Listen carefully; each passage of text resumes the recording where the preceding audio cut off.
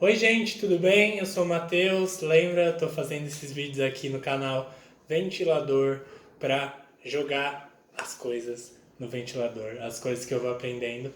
E o vídeo anterior, o vídeo que tem mais recente no canal, é um vídeo meu explicando para o meu primo de 11 anos o conceito de antropofagia, mais ou menos explicado, simplificando algumas partes, mas explicando a essência do conceito de antropofagia do Oswald de Andrade e dos modernistas da primeira geração.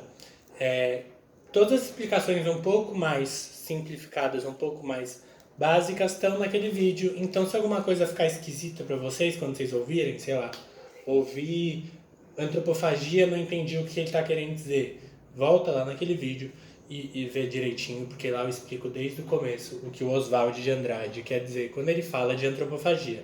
Beleza?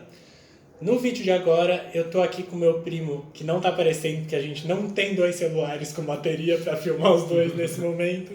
É, Meu primo Arthur tem 16 anos. Fala aí, Arthur. Oi. 16 anos.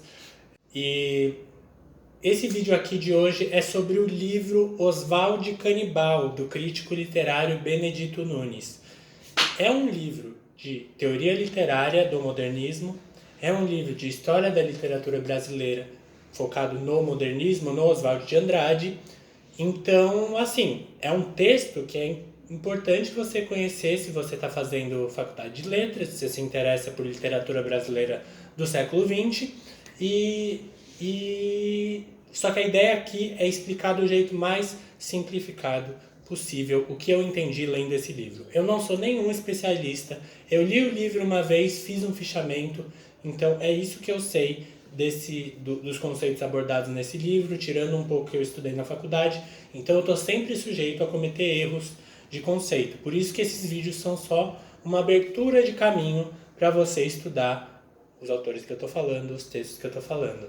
Beleza? Como o Arthur tem 16 anos e o Arthur nem é um cara tão da área de humanas assim, né? Fala aí mais sobre você, quais são suas opções de faculdade, tudo, o que você está fazendo de ensino médio e tal. Atualmente eu tô no terceiro do médio, fazendo técnico em mecatrônica e eu pretendo seguir na área de engenharia da computação. Então, tipo, é isso. O que eu sei de literatura é o que eu li de livro.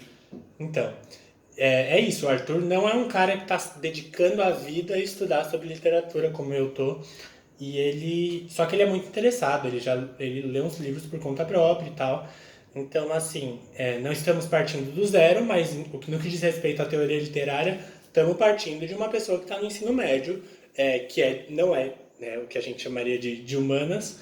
Então, a ideia é simplificar a explicação o máximo possível, beleza? É, Vamos lá, então. O Benedito Nunes é um estudioso da literatura, um cara muito importante que viveu, acho que morreu lá na década de 80, não faz tanto tempo que ele morreu. É, Enfim, falando para vocês agora, eu gosto muito do jeito do Benedito de escrever. Eu acho que não é um livro que dá para você falar assim, qualquer pessoa que não é da área de literatura vai entender tudo o que ele quis dizer. Eu acho que não é, eu acho que precisa ter alguns conhecimentos de literatura, mesmo que não sejam tantos. Então não é um autor de divulgação científica, mas ele, assim, se você conhece um pouquinho de literatura, eu acho que você já consegue aproveitar muito o que ele escreve. Ele escreve de um jeito gostoso de ler, apesar da linguagem ser difícil, às vezes ela flui de uma forma ou de outra. Beleza? E ele fez esse livro sobre o Oswald de Andrade, basicamente só sobre o Oswald de Andrade, sobre a carreira dele na literatura, sobre as coisas que ele pensava sobre literatura, beleza? Eu vou dividir em algumas partes nesse primeiro vídeo. Eu vou falar da primeira parte, que é realmente o primeiro capítulo do livro, que chama Acerca do Canibalismo Literário. O que o Benedito Nunes fala nesse capítulo? Primeiro, você conhece o que é a antropofagia do Oswald de Andrade? Não? A antropofagia era um ritual, vou explicar rapidinho, mas para vocês que estão vendo o canal, vê o outro vídeo com o meu primo menor, porque a explicação está mais detalhada. Eu fiz uma retomada aqui com o Arthur do que era a antropofagia. Se vocês quiserem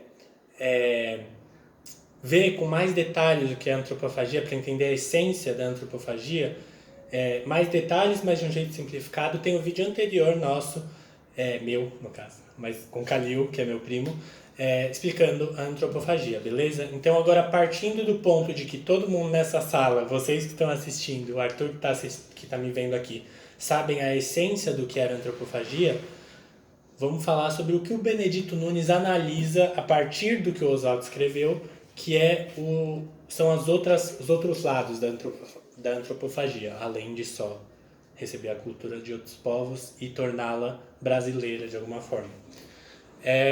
Então o Benedito Nunes começa falando primeiro que esse conceito de fazer uma metáfora do canibalismo, da antropofagia indígena para a cultura, para a literatura, para a história, não é exatamente original do Oswald.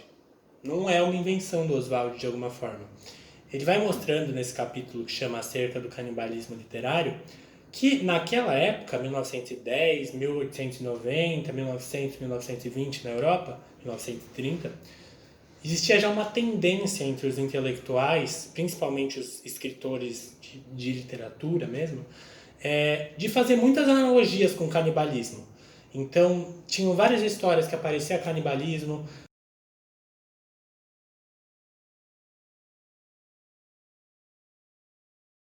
Então aparecia, sabe? Mesmo que fosse só um detalhe da história, mesmo que não fosse exatamente a parte mais essencial das histórias, dos livros que eram escritos na época, aparecia o canibalismo.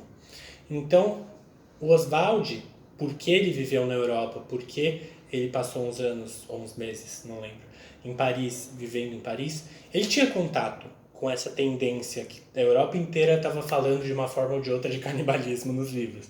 Então ele tinha contato com isso. Só que, e agora eu vou ter que deixar o mouse mais perto de mim, rapidão. Então, o Oswald ele já tinha vivido na Europa, ele percebeu essa tendência. Gente, eu dei um corte só para eu pegar umas frases que eu destaquei desse capítulo para exemplificar para o Arthur.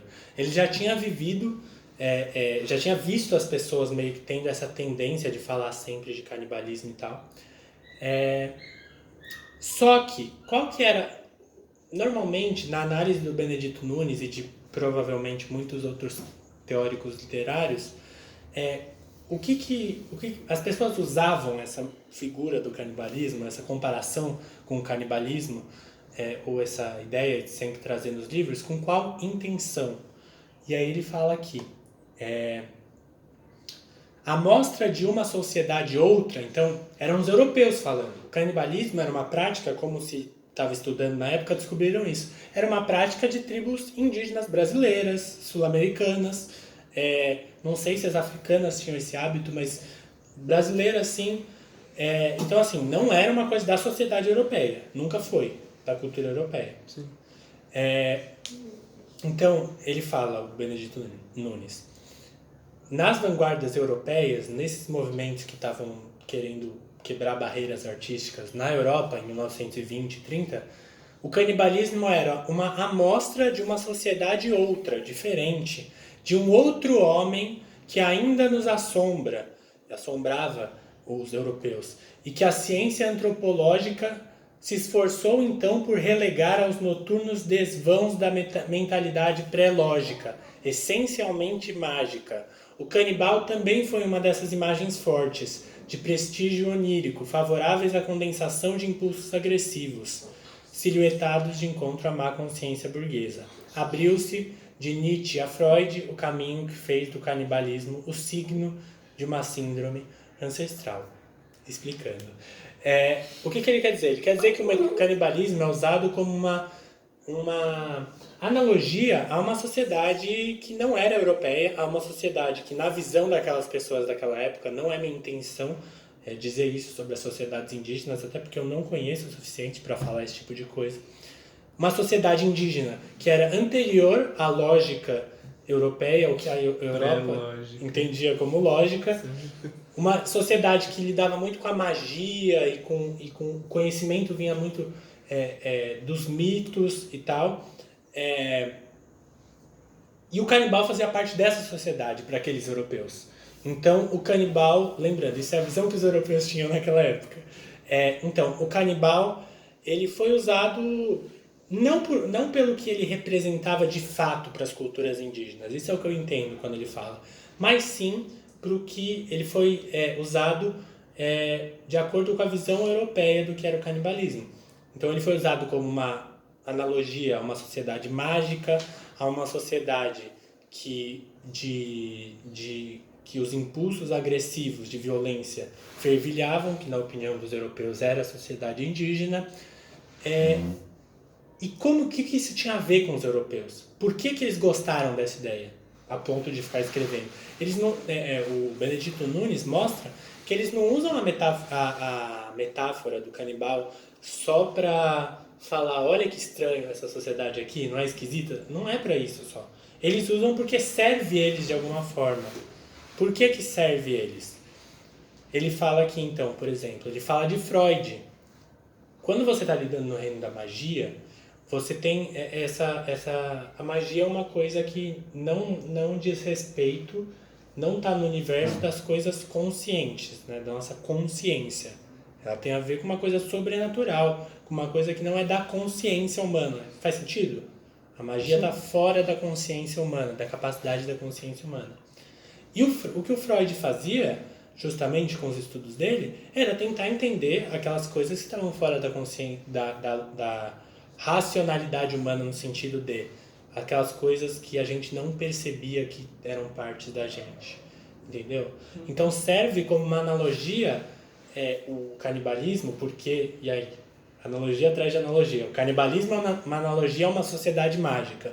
E essa sociedade mágica é uma analogia às pesquisas do Freud sobre o subconsciente, sobre o inconsciente. Beleza? Então eles usavam isso porque e essas pesquisas do Freud estavam influenciando muito os autores daquela época. Sim, sobre o negócio da vanguarda, qual que é o nome? Do Salvador Dalí, o movimento. Surrealismo. O surrealismo é baseado em Freud. Exato. Então, boa, ótimo. O mundo dos sonhos. O surrealismo fala sobre o mundo dos sonhos, fala sobre representar aquilo que não é consciente nosso, sim, as imagens que a gente faz. Desejos mais profundos. Exato, e é do que Freud falava. E o canibal, então, o indígena canibal, era usado para esses europeus como uma metáfora desses impulsos mais profundos, que é o de comer uma pessoa. Mas não era bem assim que funcionava quando você for estudar antropologia, mas como analogia funcionava desse jeito. E uma coisa importante que ele fala, não tem a ver só com o surrealismo, por exemplo, essa imagem do canibal. Ele fala, como bem percebeu Heitor Martins, que é um outro crítico literário, a imagem do canibal estava no ar naquela época.